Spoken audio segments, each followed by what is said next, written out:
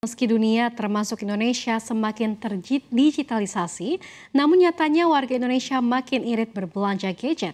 Data terbaru Bank Indonesia bikin angkat alis, penjualan alat komunikasi anjlok hampir 20% secara tahunan di Juni 2025.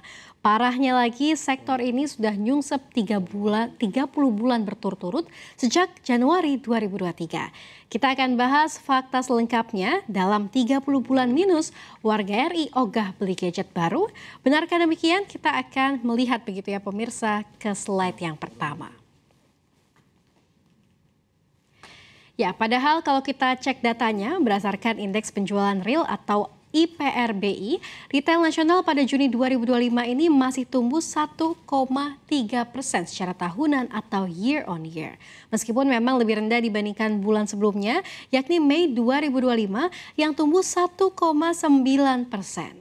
Ini merupakan efek libur sekolah dan juga cuti bersama Hari Besar Keagamaan Nasional yang memang nyelamatin beberapa sektor di bulan Juni. Seperti kita lihat sektor makanan dan minuman yang naik atau tumbuh 2,44%.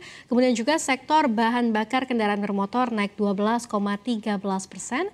Kemudian sektor barang budaya dan juga rekreasi yang tumbuh 1,51% maksud kami, dan juga sektor barang-barang lainnya begitu ya yang juga tumbuh 2,48%. Nah, tapi sektor komunikasi tetap jadi kambing hitam, yakni minus 17,86% secara tahunan. Mana minus ini juga paling dalam begitu ya.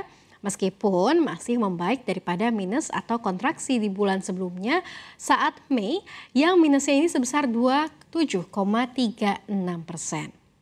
Sektor ini bahkan sudah nyungsep sejak Januari 2023 atau 30 bulan berturut-turut.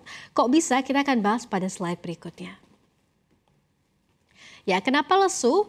Kontraksi panjang tadi merupakan sinyal yang serius. Konsumen makin males gonta-ganti gadget, bisa jadi faktor daya beli yang seret, kemudian juga harga smartphone premium yang makin tinggi, atau tren pakai sampai rusak ini makin populer. Kita akan lihat datanya. Penjualan alat komunikasi dan informasi secara tahunan terakhir penjualan gadget tercatat positif. Hanya pada Desember 2022 begitu ya adalah 16,7%. Sisanya sejak Januari 2023 sampai dengan Juni 2025 ini penjualannya lemes begitu ya, kita lihat ini merah begitu. Paling drastis di Desember 2023 yakni minus 38%. Diikuti Januari 2024 yang minus 33,3%. Sementara itu barang-barang non esensial seperti perlengkapan rumah tangga juga ikut jeblok.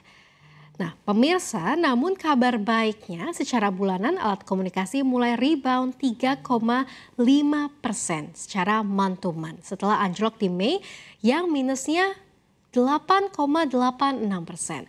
Apakah ini tanda kebangkitan atau cuma efek musiman pasca libur? Sementara inflasi jangka pendek ini juga mulai dari September 2023 diprediksi bakal turun.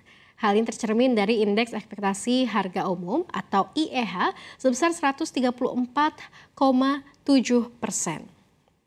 Begitu. Ini lebih rendah dibandingkan periode sebelumnya yang sebesar 139,6%. Sebaliknya inflasi dalam 6 bulan mendatang, yaitu mulai dari Desember tahun 2025, justru diproyeksikan bakal naik dengan IEH naik menjadi 163,4%. Yang memang lebih tinggi dibandingkan dengan bulan ataupun periode sebelumnya, yakni sebesar 151,3%. Kondisi ini mencerminkan adanya pergeseran pola konsumsi dan harga, di mana permintaan pada beberapa kategori barang mulai pulih. Sementara sektor-sektor tertentu masih tertahan oleh lemahnya daya beli dan juga faktor musiman. Ya pemirsa, kalau tren ini berlanjut, industri gadget di Indonesia bisa masuk zona bahaya. Pertanyaannya, siapa yang bisa bikin warga RI gatel lagi ganti HP? Apakah produsen lewat inovasi atau konsumen yang nunggu harga diskon gede? Kita akan nantikan ya pemirsa.